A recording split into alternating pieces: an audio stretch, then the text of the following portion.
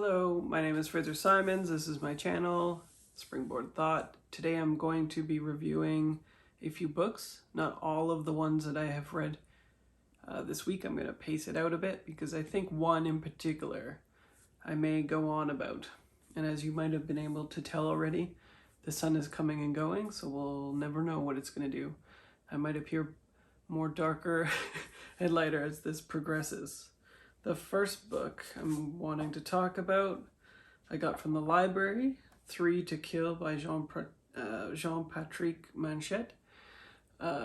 So this is a really strange book that was very enjoyable.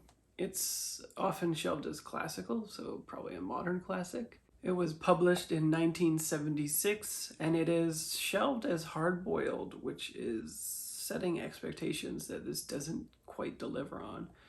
It is central to a mystery, however, so maybe that's where that component got bolted onto it, but I don't know. It is essentially about a generally normal man who has a family, who is driving to a vacation spot, stops to help somebody, continues on the way, has a very slice of life sort of centric thing for the first 50-ish pages. Aside from a wild intro in which it lets you know of the crimes committed beforehand and then explains it afterwards. A man is killed as well as a dog, so if you are not interested in seeing animal harm, I would stay away from this one. It's pretty graphic. And we also see our main character careening down a road at high speeds in a Mercedes, and then we cut to the slice of life stuff.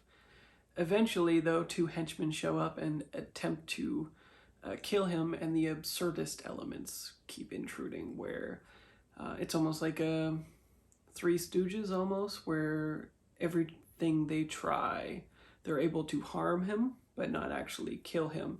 And he just bounces off of these things, not going back to his original existence, but on a more, like I was saying, absurdist track. It completely goes off script, essentially.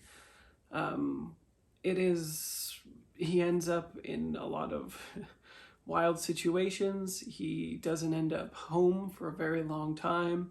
These henchmen pursue him, much to their detriment as well as him.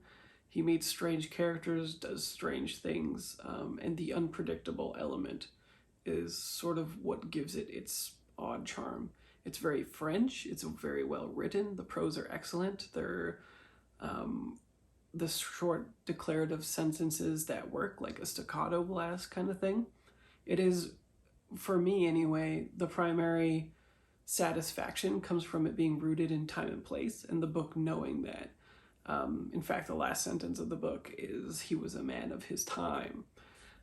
So it is really concerned with rendering Paris exceptionally well.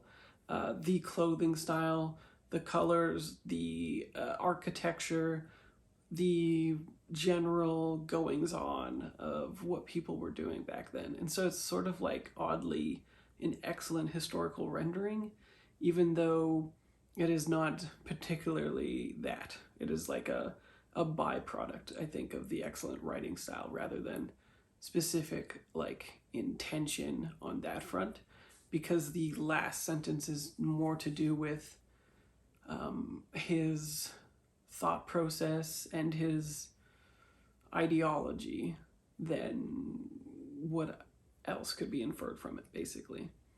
It's very fun. I wouldn't say it's funny, but I think to some people it would be. I don't generally find absurdist funny. I find it interesting at a macro level, and that's why I consume it. And this is definitely doing that. So if you want something quintessentially French, something fun, it is definitely violent towards nearly every character in the book. It's hard to predict, which makes it fun, so the mystery is always a central element. But it's a strange book that sort of felt like it shouldn't work, but then really, really did. It came together very well for me, especially in the end. I'm not sure that it has anything particularly profound to say, but it is a brilliant execution of an odd thing I hadn't consumed yet. So it was novel for me. So I gave it 5 stars, which is more like a 4.5 rounded up. It's a little bit precarious, but I really found it charming in a specific way. So I do recommend it. Next, I had 16 Horses going because I had Wild Horses, the song, stuck in my head for various reasons, by Greg Buchanan. This is a literary intersection with a mystery. This also actually has very grotesque animal deaths, so beware of that. Not a trend I was going for, but it happened nonetheless. Some horses are brutally killed, as is a murder that takes place, and you simply follow the investigation of this as it unfolds.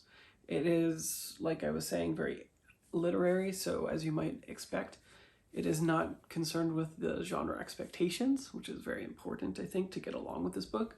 It's very quiet, it's very methodical. It was very good at articulating inner workings and thoughts of the characters. I wouldn't say, oddly, it's one of the mysteries that I've consumed where I wasn't too invested in the outcome of it, yet riveted by the storytelling regardless, which is an odd place to be for a murder mystery. Generally, I'm reading them to kind of like figure out the plot as well, get the breadcrumbs, figure out where it's going and stuff. But this I sort of just laid back and allowed it to tell its story. I don't think it was super exceptional. I gave it 4 stars because it exceeded my expectations on that front. I kind of thought it would be, it kind of reminds me of The Current by an author I can't recall in its literary leanings, where it's just unconcerned with the pacing, essentially, but it still yet comes together and manages to say something interesting while giving you everything that you need in ways that you don't expect it. So next up, I finished The Magic Mountain in a lovely group read that I think was about 6 weeks or so, which was the right amount of time, I think, to tackle this. I joined this from the group assembled by Greg at Another Bibliophile Reads and Roz at Scalidandling about the books. They did an excellent job in the Voxer of like doing weekly check-ins where they said what they liked about it, what was interesting to them. And I think everybody that I saw, anyway, was similar to me in sort of just absorbing the text and not trying to like critically dissect it very much. And I think that was a good move because it is quite dense, even though the story is ostensibly very simple to articulate.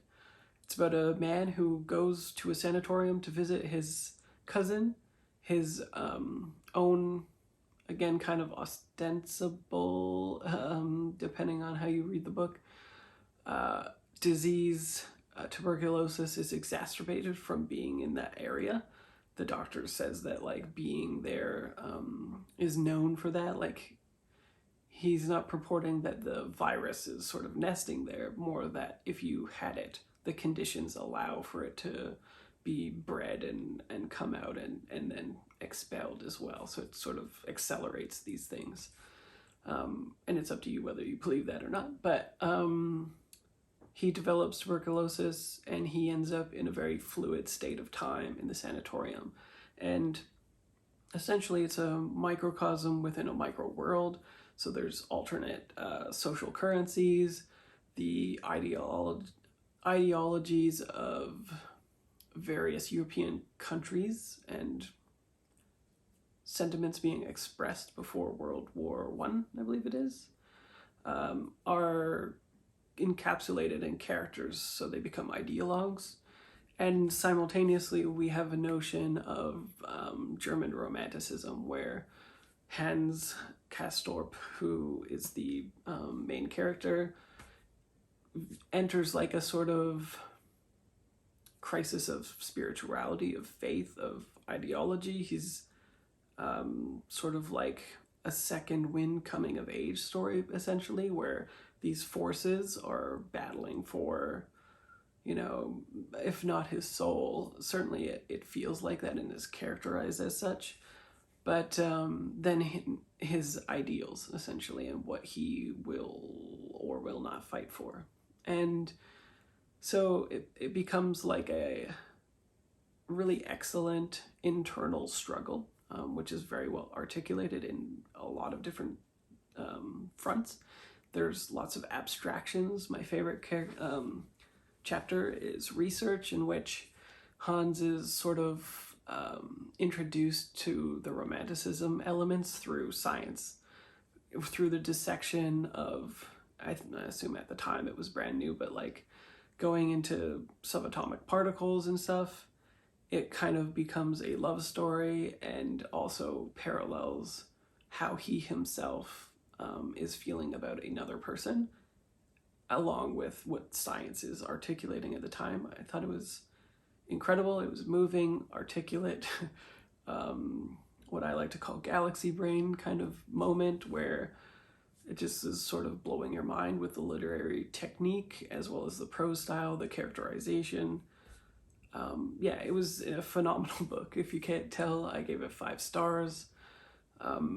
Surprising somewhat to me anyway, ending, and definitely a book I think I would reread, and glad I grabbed the Everyday Man edition, because it seems like the translation is superior in the Woods translation, and it also has a fairly lengthy introduction that I skipped, because you never know when an introduction is gonna actually supposed to be an afterword instead of a foreword. Probably every Mann's library is safe, but you never know. So I did not read it this time, and then next time I read it, I can consume it with that and kind of approach it with a critical lens, which I think will be equally satisfying, because it is one of the more substantive, meaty novels. And I just can't stress enough how excellent I liked the prose work in this. It was enveloping, and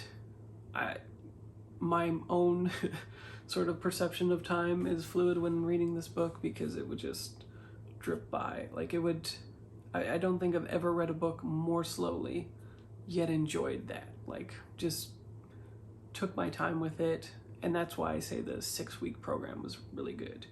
And then equally, when I finished it in the week, I would find myself ruminating on those thoughts for a very long time.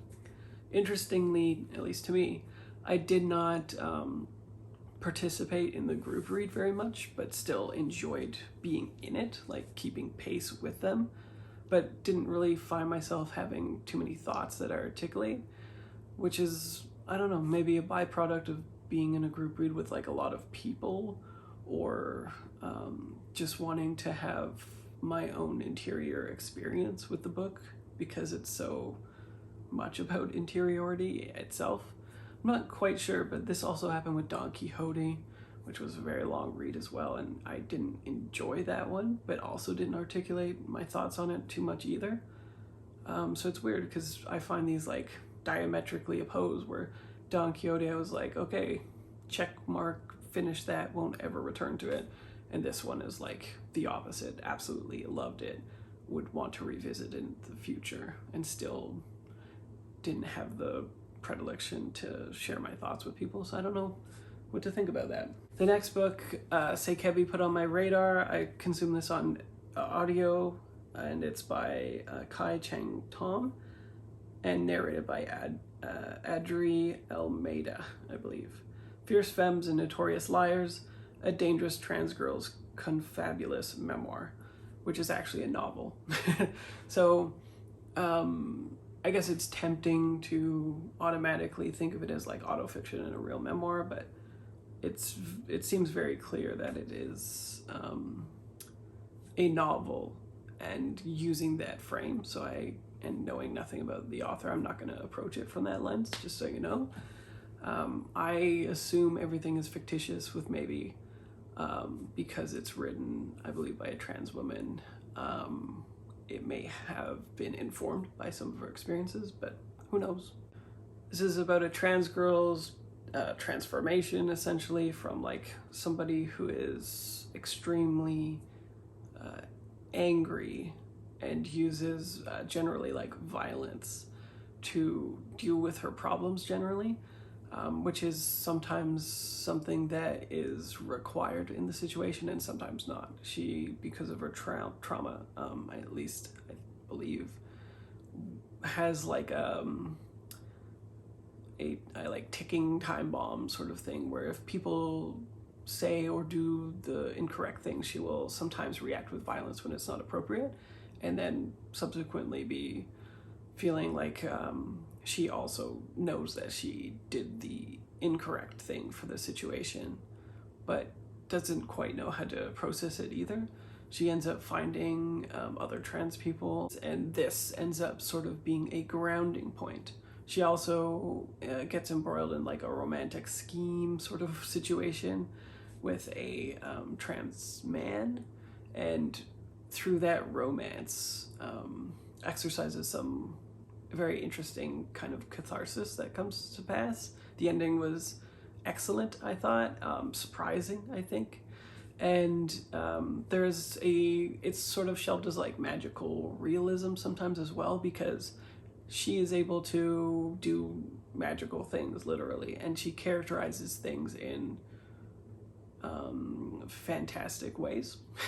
So she has certain items and diaries that are sort of, I don't know, my only reference point is sort of like a Dungeons and Dragons campaign, you know, like weird magical items with certain properties that do certain things that you would not expect, which intrude on the narrative and alter it. So it's definitely like, I think, a work of fantasy from the lens of a fictitious memoir informed by her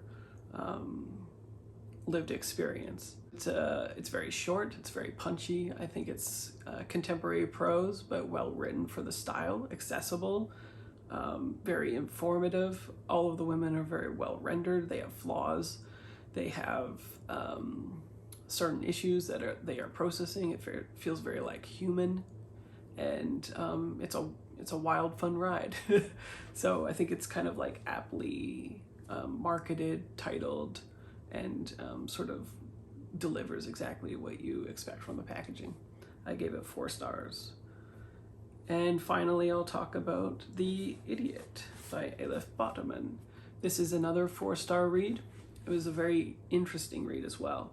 So I saw on Shelley Swearingen's channel, she did a recent-ish book haul, maybe 2 weeks ago, something like that, saying that she had purchased it, and immediately I messaged her wondering if she would do a buddy read, and she agreed, much to my delight, because this is somewhat opaque to me in some ways. It's a campus novel with a character named Selen, who is Turkish. She's going to a sort of like Ivory school trajectory type place, but it's also an odd novel because as much as it's a campus novel, the way in which it renders her situation is very like matter of fact. It's almost like transposing diary entries, and so much of the physicality and the normal stuff that you would expect in a campus novel is not at all relayed in this, which is kind of odd. Like I think it was Harvard. There's no rowing team or anything, like anything that's like tropey, where you'd expect autumnal or seasonal shifts being portrayed in very descriptive manners. It's not concerned with that. It's more of like a very fast-paced, exactly what is happening to her in each class. Small paragraph breaks.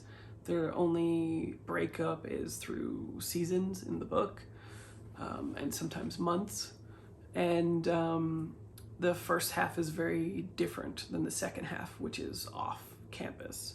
But the sort of grounded roots in it is that in this 90s era, she has just kind of discovered email for the first time through the campus site, and she meets a boy who is in her Russian class, and they sort of develop a thing, even though this Ivan is unavailable. He has a girlfriend, they develop a strange relationship through the root of this like email exchange, and it continues to develop in an odd way as it sort of more or less investigates like parasocial relationships, linguistic quirks, strange, just like a very strange encapsulation of people working out how to actually communicate through this like new modus operandi, basically.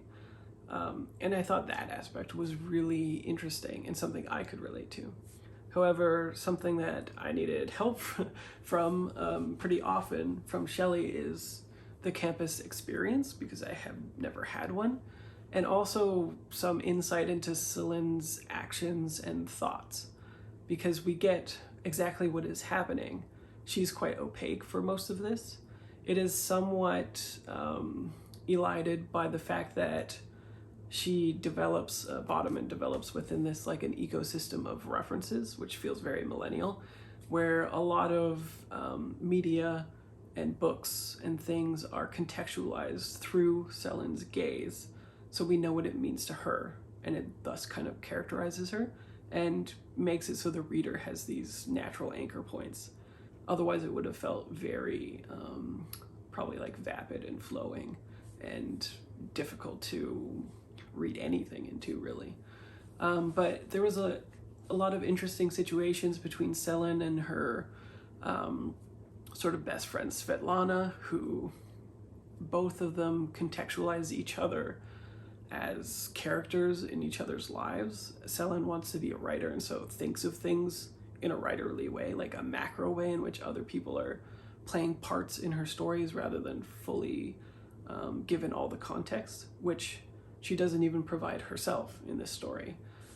So it's sort of like an odd meet cute situation that just like every other aspect of the book subverts in every single way.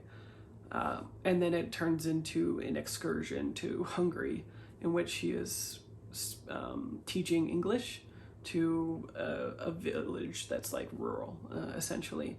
And Yvonne is more or less present throughout the novel in different ways and in different, I don't know, accentuations. he's very present in some moments and others not. And the supposition as to why that is, what Celine is getting out of these exchanges or not getting out of these exchanges, what she is internalizing or not, very much deferred from Shelley's take and mine. And so it led to a lot of fruitful discussions that were in some ways, I think, more enjoyable than the book. So, and because those discussions were so enjoyable for me, it kind of naturally has a sheen or glow to the book because it led to those things, but I simultaneously can't divorce it from those discussions either. So it exceeded my expectations. It's inordinately funny. If you know anything about me, funny books are, toss a coin to see if it's going to happen or not. I found this really dry, deadpan humor to be very hilarious.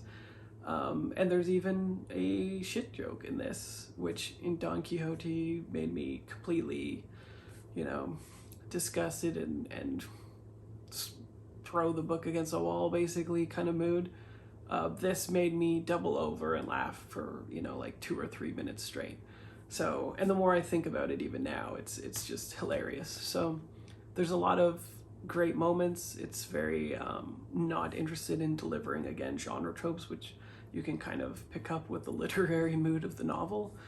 And I think it is ironic because Celine herself thinks that she hasn't learned very much, but as you consume her viewpoint and what is actually happening, there's some, fairly profound things that occurs in a coming-of-age novel that are here, contextualized in different ways, perhaps, but in sort of a immature girl kind of way. She is sort of saying that, all of these things are not something that she's internalized, and she's completely unaware of the experience she's having and chronicling and narrating ostensibly to us at the moment. informing her life, which is sort of the ultimate joke, I think, of the book. Although there are very, probably 4 or 5 moments in the book where it could be the reference to the actual title, The Idiot. So yeah, I thought it was highly enjoyable. It didn't quite deliver on like a 5-star read for me. Some of it worked more than others. The pacing was a little swingy, I think, for me. But I mean, it always kept me coming back. There was never a time in which Shelley and I came to it and had nothing to discuss on it either. So there's certainly that for it, which will make me think of it fondly. So I don't know how long this video has gone on, but I have a feeling it will be a while. I have another 4 books already, possibly 5 at the end of the day. And so I will do another video and put it up on like Wednesday or Thursday. You can expect another tag video, tomorrow. I'm filming this on Sunday, but it will go up on Monday, and the tag video will go up on Tuesday. And if you have any thoughts, feelings, opinions about any of these, I'd welcome them in the comments as usual. Otherwise, I will see you next video. Bye.